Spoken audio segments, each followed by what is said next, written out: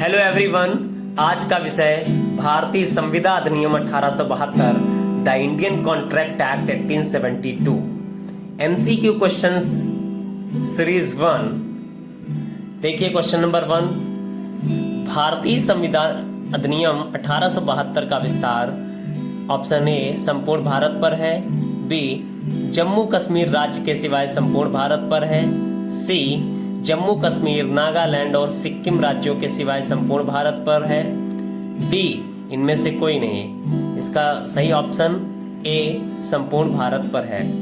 इससे पहले 370 जब नहीं हटी थी उस समय इसका ऑप्शन नंबर बी सही होता था, जम्मू कश्मीर राज्य के सिवाय संपूर्ण भारत पर।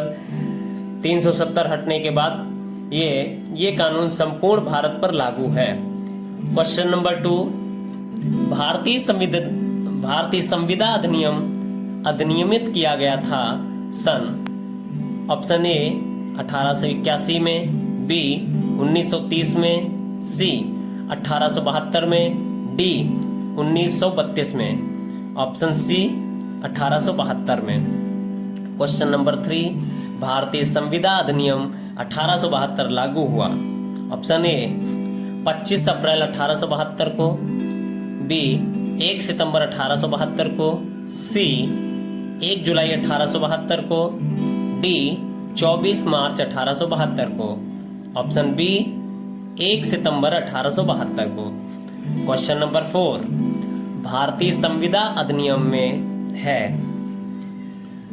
भारतीय संविदा अधिनियम में है ऑप्शन ए संविदा विधि की पूर्ण संहिता, बी मात्र संविदा विधि के सामान्य सिद्धांत, सी संविदा विधि के सामान्य और 3 विनिर्दिष्ट संविधाएं, डी संविदा विधि के सामान्य सिद्धांत और अन्य विनिर्दिष्ट संविधाएं। ऑप्शन डी इज राइट, संविदा विधि के सामान्य सिद्धांत और अन्य विनिर्दिष्ट संविधाएं।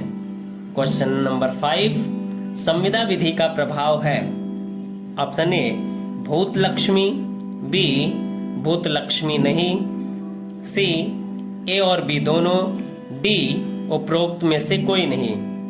ऑप्शन बी इज राइट, भूत लक्ष्मी नहीं।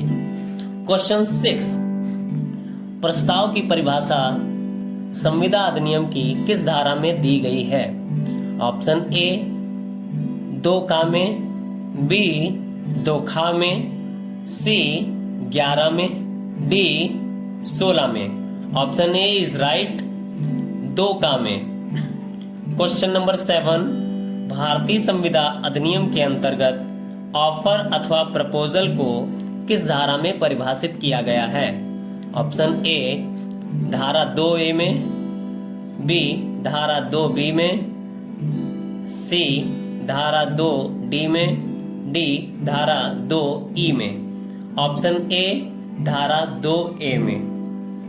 क्वेश्चन नंबर 8, एक प्रस्ताव ऑप्शन ए आशय की घोषणा मात्र है, बी आकस्मिक वक्तव्य है, सी प्रस्ताव करने के लिए निमंत्रण है, डी संबोधित व्यक्ति की सहमति प्राप्त करने के लिए कोई कार्य करने अथवा न करने के लिए रजामंदी है।